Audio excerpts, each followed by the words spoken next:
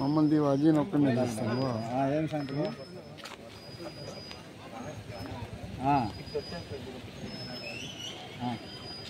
Okay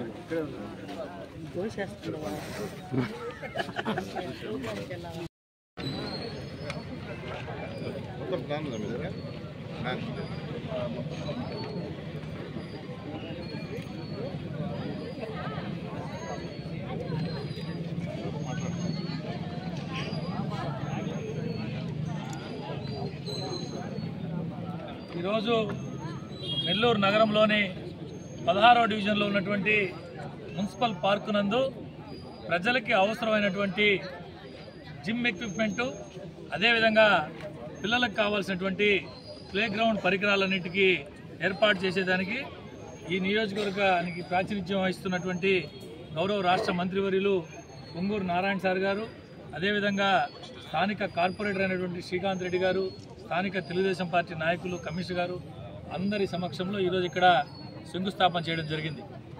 Nellore నగరంలో గతంలో అనేక సంవత్సరాలుగా చూస్తూ ఉన్నాం.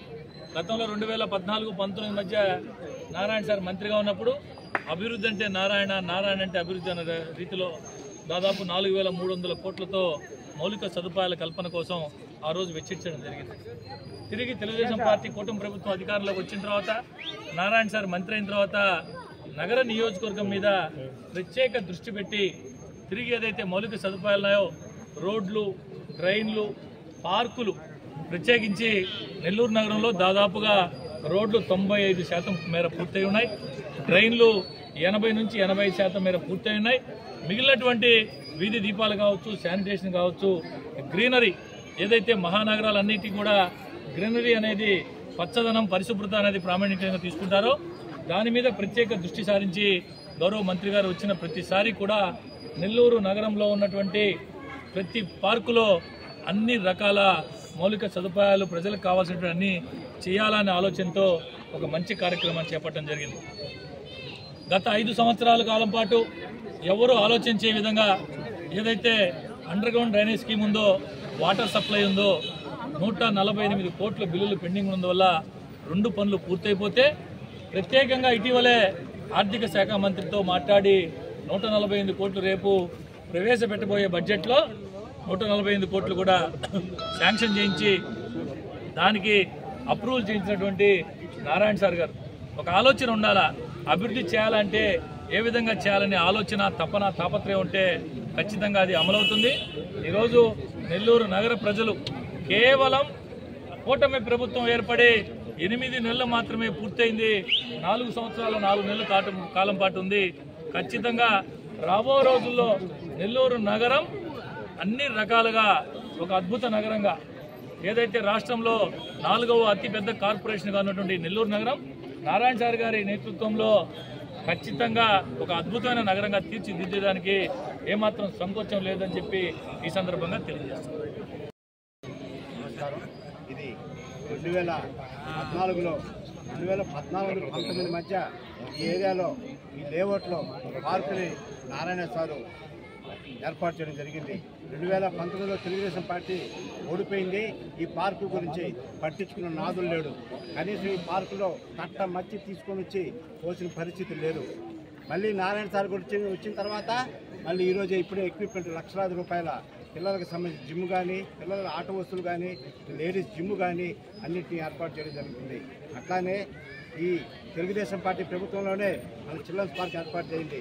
తెలుగుదేశం పార్టీ హయాంలోనే ఆదిత్యనగర్లో ఎస్పీ బాలకృష్ణ పార్క్ ఏర్పాటైంది. తెలుగుదేశం పార్టీ ఆధ్వర్యంలోనే రామ్జీనగర్లో నందనం పార్క్ ఏర్పాటైంది. ఈ అభివృద్ధి కార్యక్రమాలన్నీ ఒక నారాయణ సార్ వల్లే సాధ్యమైనాయి.